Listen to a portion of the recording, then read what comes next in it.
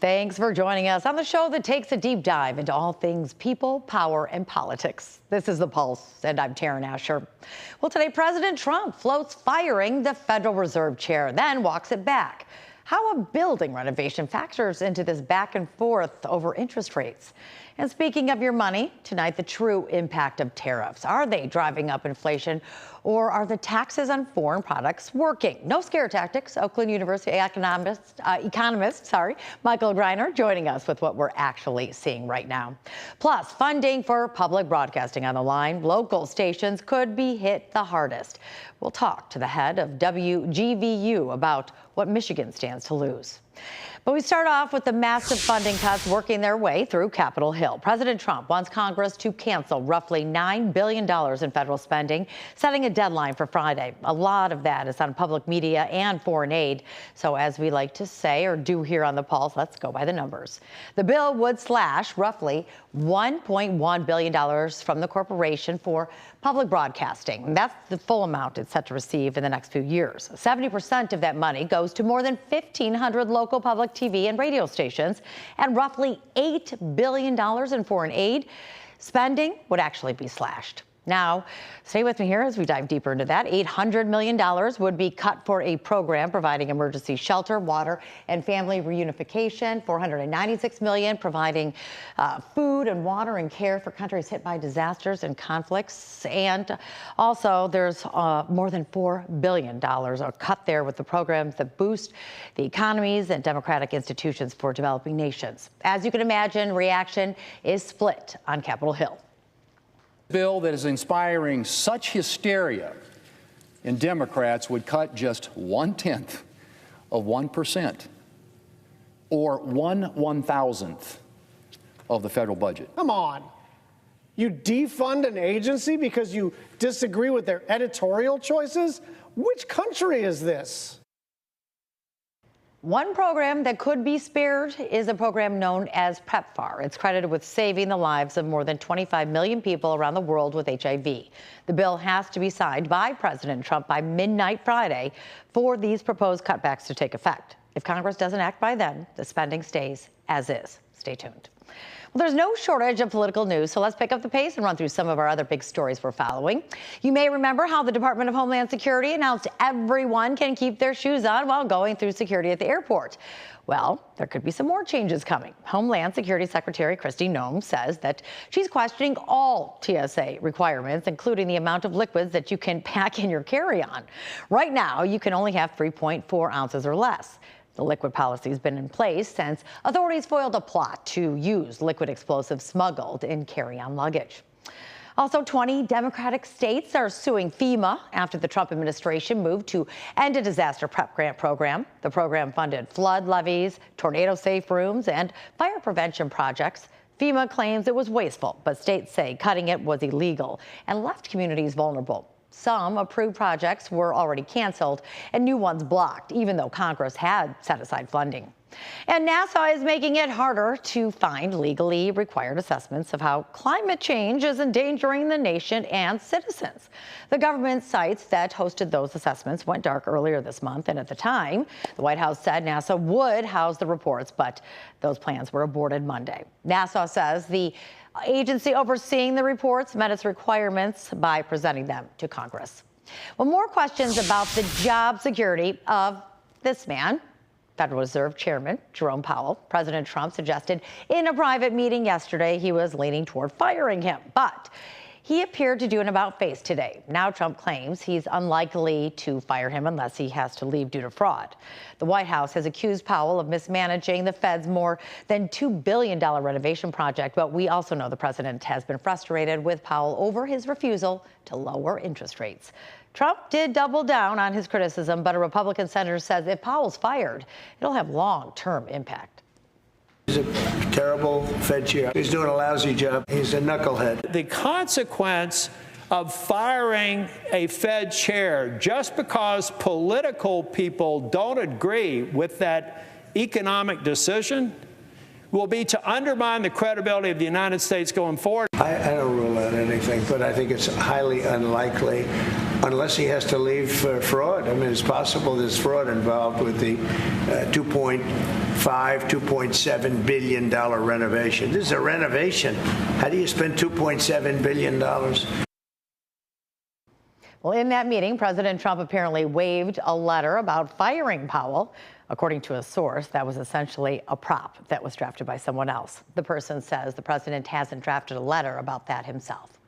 A federal judge won't decide this week whether to release Kilmar Abrego Garcia as he awaits trial on human smuggling charges. The ruling could trigger his deportation, even though he was wrongly deported to El Salvador earlier this year. The Trump administration claims he's a gang member, but his lawyers say there's no proof. The DOJ claims if he's released, ICE will detain him and try to deport him again to a country that's not even his own. Advocates call it dangerous and unjust. This case continues to be a warning sign of how immigrant, black, brown, and working class communities are being targeted by the governmental abuse, as due process and the rule of law are openly ignored. It's unclear whatever country he would be sent to, whether he would be even at liberty in that country or whether he would be incarcerated. And it's unclear whether he would be allowed to remain in any such country or whether that country would simply redeport him on to El Salvador, his country of citizenship. Well, the human smuggling charges stem from a 2022 traffic stop for speeding in Tennessee. Abrego Garcia is accused of transporting undocumented migrants across the state lines for nearly a decade. He's pleaded not guilty. And finally, to the back and forth surrounding the Jeffrey Epstein case. There's calls from both sides now for the Justice Department to release documents in the case of the financier and accused sexual predator. Despite Attorney General Pam Bondi saying a client list was on her desk earlier this year, the DOJ says it doesn't exist. Ann Bondi also said she was referring to the file. The DOJ claims no more files will be released. President Trump has defended her, but said today he feels she should release whatever she thinks is credible. He also attacked supporters on social media, calling for the release, claiming they've been duped by Democrats. Well, it's a story that has a lot of you talking on social media. Phyllis says, quote, he means redacted. Well, Scott says, just post it, unredacted, except for any victims' names, adding, quote, it's literally that simple. We're also hearing from Cynthia, who says, we want the release. This has been going on too long. The conversation's still happening on our Fox 2 Detroit Facebook page. If you want to chime in, make sure you head over and have your voice heard. All right, we are taking a look now at the tariffs after the break. A new report showing the impact that they're having on inflation. Well, what real impact there is overall. We're going to take a talk with the economics professor about where things stand and where it's headed. You're watching The Pulse on Fox 2.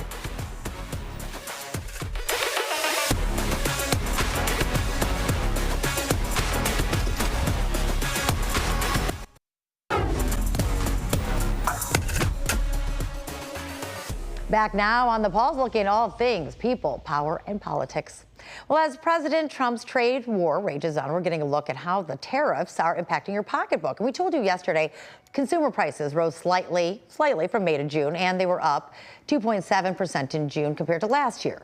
The White House, though, is pushing back on claims on the report and says that the tariffs are negatively impacting inflation, pointing to the cost of new cars fell despite the tariffs on steel and aluminum. And as we told you before the break, President Trump is ramping up his criticism of Federal Reserve Chair Jerome Powell, calling for him to bring down short-term interest rates. But we're going to take politics out of this for once here and on the political show and find out really, though, about these tariffs. I mean, it's a scary word. A lot of people feel that way when you hear it, but we're going to break it down now. Oakland University School of Business Administration professor Michael Greiner is here. And when I say that, I mean, sometimes when it becomes Democrat versus Republican, yes, when really it's not. It's supposed to be beneficial to all Americans. That's true. That's true. And Democrats have called for tariffs at various times. Right, and we've seen a lot of unions with the vehicles as well. But when you hear tariffs, you think taxes. Yes. No one likes taxes. And it's scary because it adds prices, it adds a lot of money. But have we really seen the impact of these particular tariffs at this point?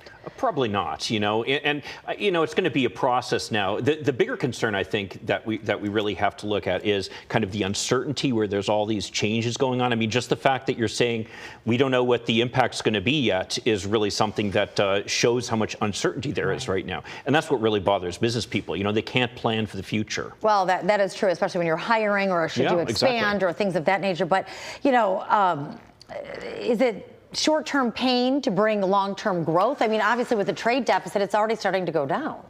Yeah, you know, that can happen. You know, the thing about tariffs is it really creates a situation where you've got winners and losers. You know, where, for example, there's been a lot of talk just recently about some of the tariffs that are supposed to help the tomato growers in Florida. And what it's doing is it's driving up the prices of tomatoes. And what that does then is make it economically viable for the tomato growers in Florida to be able to export them year-round. So helps the tomato growers in Florida. That's a good thing. The downside, though, obviously, is that it hurts the people who are going shopping and paying more for the tomatoes. You know, so it's like anything else where there are winners and losers, there are pluses and minuses, and that's really, I think, as you say, what's kind of missing from this debate is that we need to have an honest discussion about, you know, is there going to be some benefit? What is the cost? And is it worth the? Because just today we reported about GM, and we know that $400 billion being brought back in manufacturing, being brought back here to Michigan. So that's really the end game. But in the meantime, it does seem that the rich don't really get impacted, where the lower to the middle class are the ones that really feel the pain, and that's who they're ultimately supposed to help. Oh, that is really the big problem, is, you know, that these taxes are very aggressive because of the fact that, you know, think about it. You know, the grocery budget takes up a much larger percentage of the budget of someone who's, you know, a regular family of four, you know, living in the Detroit area versus, say, you know, Bill Gates, you know, takes up a much smaller percentage of it. So even though he's paying the same amount in tariffs, it makes up a much smaller percentage of his total income. Is there a better way to go at this, though, so we don't always seem to have to approach this? It feels so many years. I mean, we have so many taxes when it comes to our property taxes, our income taxes. Now we have these tariffs. I mean, it feels like that we feel we are constantly paying, never owning, and there's no way to really bring that down. As an economist, I mean, what are your thoughts on this? And is there a better way than just being taxed all the time? Well, that's a long discussion, that's I'm a lot sure. to unpack right there. You know, well, taxes, the way you have to look at it with taxes is taxes are something that you pay for. It's like, you know, say a community gets together and they decide, hey, we're going to, you know, have a new pool in our backyard. And the neighbors here are going to all get together and pay a certain percentage of it. That's what taxes are. And what the benefit is that you're getting roads for it, or police, or fire. You know, there's some of the things that your property taxes pay for. The tariffs and the taxes that go to the federal government, you know, they pay for our national defense. State taxes pay for some of the prisons and for the state police. Exactly. They can't pay for those things. So, you know, we have to make I wish that we could have a more honest discussion about taxes, which are, you know, is it worth us paying for the things that we're getting for it? You know, too often people say, oh, I don't want to pay taxes. I don't want to pay taxes. No one wants to pay taxes. You know, but, you know, at a certain point here, if we want to have schools, if we want to have roads, if we want to have police, it's going to cost us taxes. And we need to decide what's the right level for that. Right. And you know, it's interesting, though, because when you see, you're wondering, you know, is the president really out of touch with people's financial situation, since he is clearly known for his art of his deal and money? And that being said, or is this part of a strategy, a long-term strategy, where we're going to see, you know, maybe with these steeper tariffs, that we're going to see more negotiations or rollbacks quicker than maybe if we just let this drag on? Yeah, no, that's a great question. That's really the key question, Taryn, which is that right now we don't know exactly what the strategy is. You know, there's this argument that the president is taking this kind of chaos strategy, you know, where he's trying to kind of confuse his opponents and try to keep his the people who are negotiating against him off guard, and that might well make sense. I mean, there are circumstances where that kind of strategy makes a lot of sense. I don't know that it's ever been used before with tariffs, but, you know, certainly there are circumstances where we have seen that type of thing work before. At the same time, though, again, you know, with the business people who I talk to, you know, they're very concerned about the fact they don't know about making these investments. I mean, you brought up GM a little bit earlier, and here's a great example. You know, for them to build a new auto manufacturing facility, it's an investment that'll cost over $1 billion and take them 4 to 5 years to complete. And so they need to know that at the end of that time frame, that project will still be something that makes sense. And unless they have some kind of stability with the policies, they don't know what's going to be happening in 5 years. Right. I did read, I thought this was really interesting, at the end of 2025 is when we may start to feel the impact of these tariffs. But right now, we're not as much, a little bit on furniture and electronics, but because people saw this coming, and a lot of these businesses over-ordered 3 months worth of stock. So then they were able, to absorb those increases. They didn't have to pass it down to the consumer. No, that's true, yeah. And that does help. Do you think that was the method to the madness? There definitely was, yeah. And a lot of businesses kind of got ahead of the curve, and a lot of consumers, too. One thing that we saw, actually, was that there was this uptick in consumer spending prior to a lot of the tariffs going into effect. So people aren't so stupid. They kind of have been paying attention to what's going on, and they are kind of trying to plan their financial futures. But that kind of borrowing against the future can only go on for so long. And businesses right now, like you said, uncertainty, but still people are spending money right now. So it remains to see really the true impact as we continue on. But thank you so much for joining us, Mr. Renner. Always interesting. Yeah, great talk. All right, coming up, funding for the Corporation for Public Broadcasting on the chopping block, and PBS and NPR station managers warn it would impact you here at home. We're talking with one person about what they're seeing now and what could happen if these cuts go through. The Pulse is back in just 3 minutes.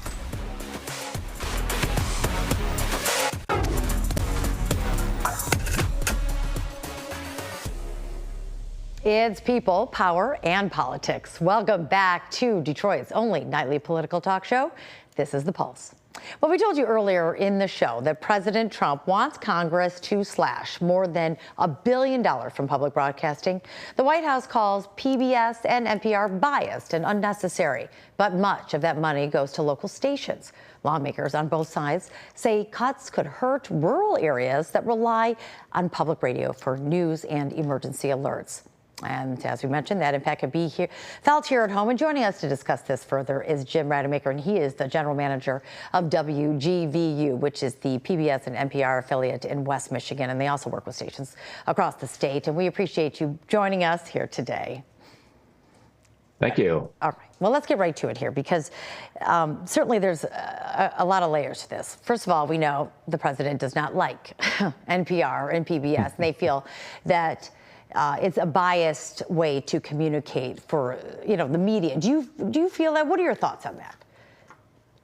I would say that the challenge before us is really just tied around a lot of misinformation, quite frankly. And the journalism that PBS and NPR exhibit are consistently recognized as some of the best in the business, earning many, many different awards. You look at Frontline and the Peabody Awards, and just recently with the Emmy Awards that received for the 20 Days in Mariupol over the war in Ukraine.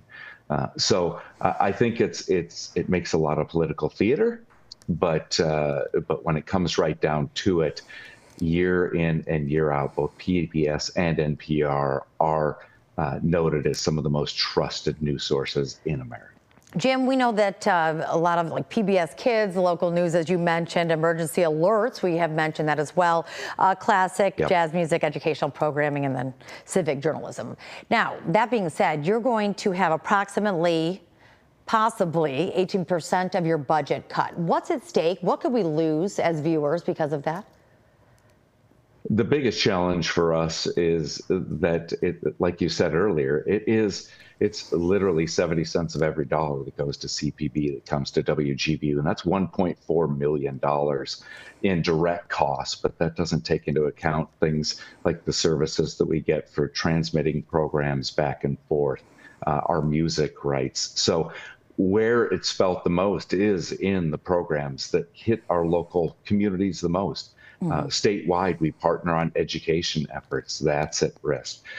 We also share a lot of programming around the state. Our most popular programs are Under the Radar Michigan, Michigan Out of Doors, and then the locally produced programs that air across the state. Again, all of those are what are most at risk, because those are the most expensive for us to create. The program that we all pool together for, that's what's most affordable. And you have said that you're preparing for the worst, but you're hoping for the best. That being said, you're having constantly budget meetings and looking at, I'm sure, the numbers and trying to see what needs to stay. I mean, of course, you don't want to lose anything. What do you think, though, is most critical? I mean, certainly some of that emergency, we know alerts for the rural areas, and people growing up and watching certain programming and educating themselves because of it. What are your That's right. 2 in 1 children do not have daycare or do not have preschool. growing up in Michigan. 50% of our population, they're really getting their baseline education, getting ready for kindergarten, ready to read at the hands of PBS Kids with programs that we all know, the things like Daniel Tiger's Neighborhood and Arthur, and the list goes on. Emergency alerts, we just saw that come into action a couple of different times. Number one, just recently, was with the ice storms up in northern Michigan, and broadcasters across the state banded together. But the primary link to emergency alerts for northern Michigan and the UP come out of Central Michigan University and Northern Michigan University. They're the primary emergency alert stations for the entire upper half of the state. So it's instances like that, or the wildfires out west where the CBS station went off the air and they started the only way that they could broadcast was to go to their local PBS station. The local PBS station was still able to carry the local CBS station. Well, so it's partnerships like these that are so important. And certainly people will lose their jobs. You will have to make cuts at probably all levels. So that's something that affects the economy as well, and people's livelihood. With that being said, though, you are pushing back, not just your station. We know here in the Detroit area, WKR, though, has already had to make cuts. That's in the Lansing area. What are you asking people to do if they're watching, if they're very big fans of PBS, NPR? What do you want them to do to be able to fight for what they want? Well, I would say number one, it's reach out to your elected representatives. You can go to protectmypublicmedia.org and learn how to contact your local representatives. Let them know your position.